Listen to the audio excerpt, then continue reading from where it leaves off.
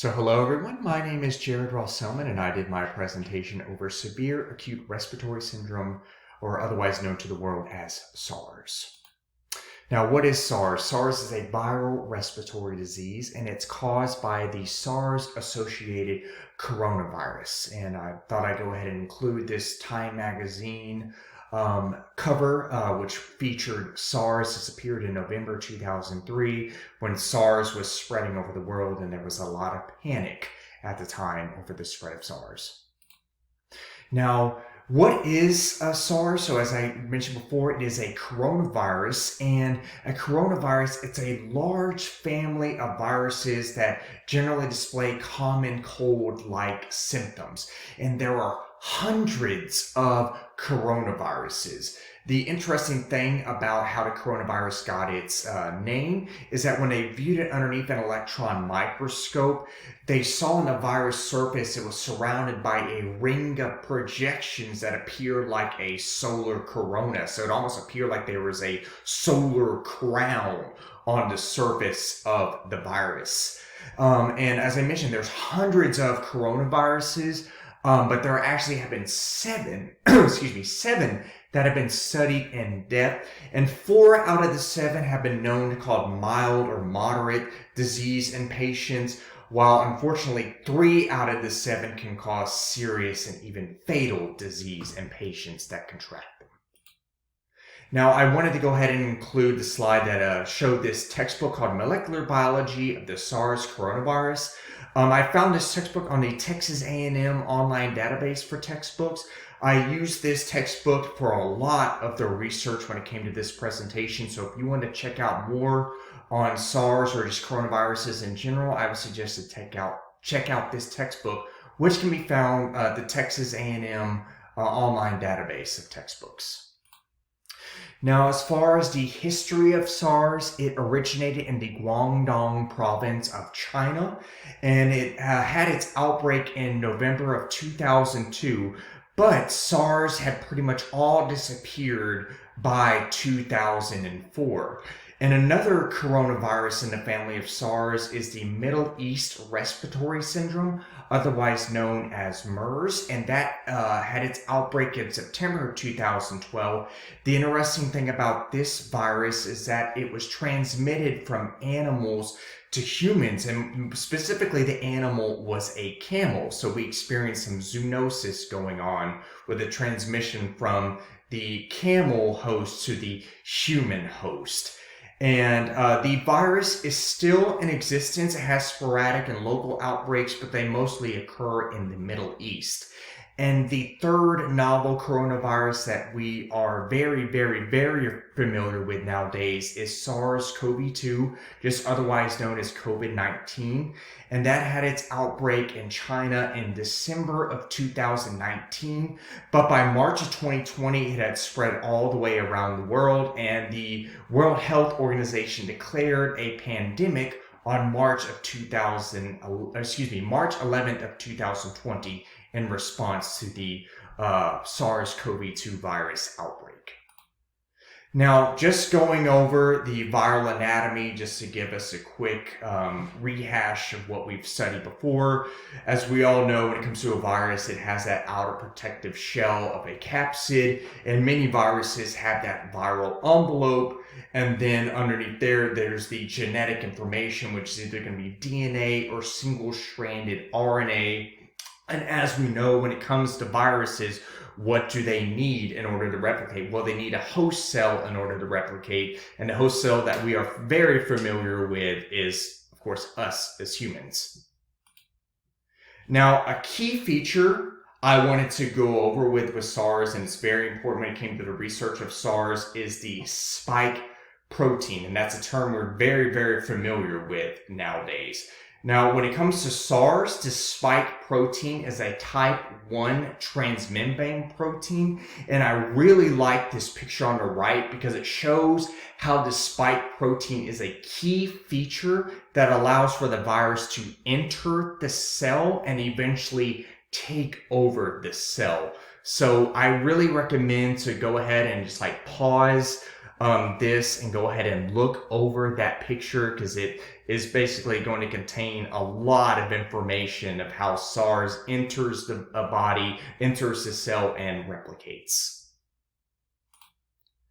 I wanted to also go ahead and include this article called Pathology and Pathogenesis of Severe Acute Respiratory Syndrome. I wanted to give it due justice because I found a lot of information about the clinical manifestation of SARS, so I wanted to go ahead and include this in a slide. Now, as far as the clinical manifestations of SARS, they're mostly experienced in the lower respiratory tract, and during a SARS viral infection, the immune response against the virus is triggered by host factors. So what is already within us, go ahead and triggers that immune response. Now, the severe immune response from SARS can lead to lung damage, malfunction, and even reduced lung capacity. And the SARS coronavirus, it targets the epithelial cells of the respiratory tract, resulting in diffuse alveolar damage. So it damages the lining of the alveoli. But there's also several other organs and cell types that can be infected when SARS is running its course in a SARS patient, which includes the mucosal cells of the intestines, tubular epithelial cells of the kidneys, the neurons of the brain, and several other types of immune cells. As well, I wanted to go over when patients contract SARS, they experience flu-like symptoms, so like a fever, chills, cough, malaise, and about 70% of SARS patients experience shortness of breath and recurrent or persistent fever. And then 20 to 30% of SARS patients had to go into the ICU and they had to require mechanical ventilation in order to breathe.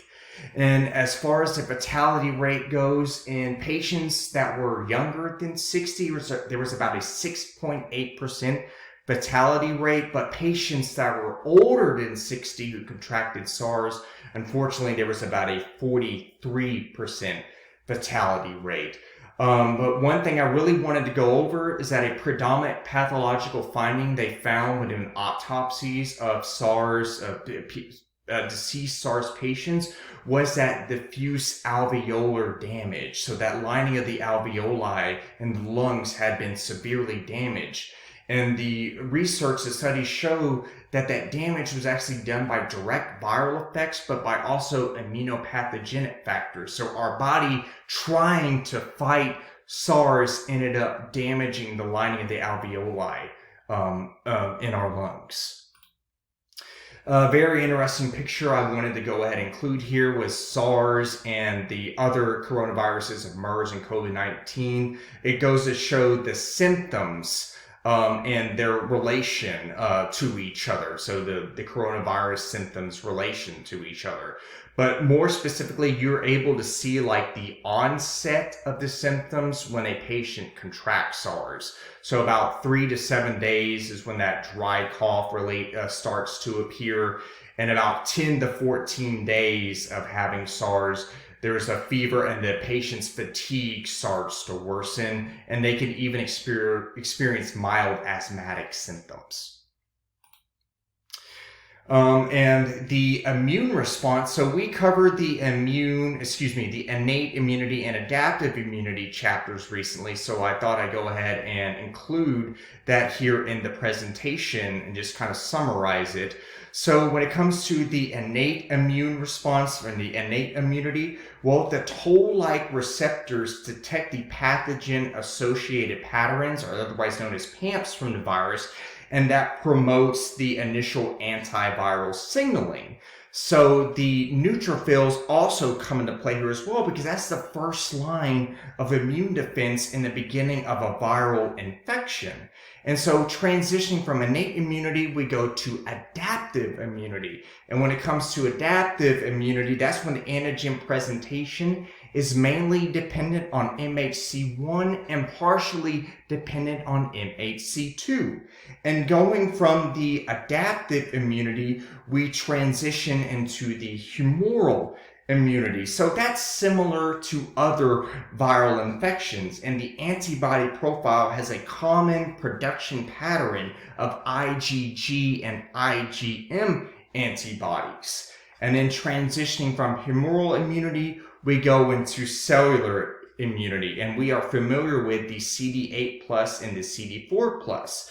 So when it comes to the CD8 plus, the migrated dendritic cells from the lungs go into the T cell area, and they activate the naive CD8 T cells over the viral infection. So those naive cells, those naive CD8 cells mature, and then when they mature, they end up fighting off the virus and end up killing the viral cells. And then also as well, the CD4 plus lymphocytes, well, remember the perforin and the granzyme, well, that also comes into play here, and then they actually promote the apoptotic process in those targeted viral cells. So it ends up targeting those cells for destruction, for the cells to destroy themselves. And then as well, when it comes to the CD4 T cells, they contribute to the production of antibodies.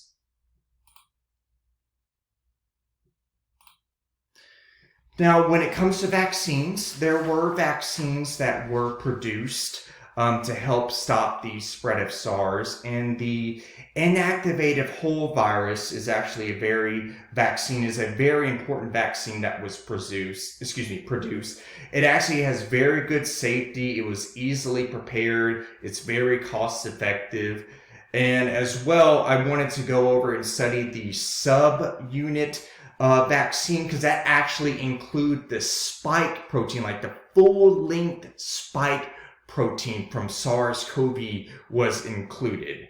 And then also as well, there was also the mRNA. And of course, that's very important. We all are become very familiar with that vaccine. I got the Pfizer mRNA vaccine for SARS-CoV-2. So the mRNA vaccine is also very important when it comes to stopping the spread of SARS. And of course, that encodes the spike protein, which thus mimics the natural course of viral infection. And there are also the live attenuated and the DNA vaccines, but more or less the important vaccines that have stopped the spread of SARS were the inactivated whole virus vaccine and the mRNA vaccine. So that will go ahead and pretty much wrap up my presentation on SARS, and I do thank you for watching it. And I know that there will probably be a plethora of questions come time for the panel, and I will gladly and rightfully address them. I myself had a lot of questions over SARS when I was first going into the presentation, and so I bet a lot of you will too. So I will go ahead and try to rightfully address them come the panel.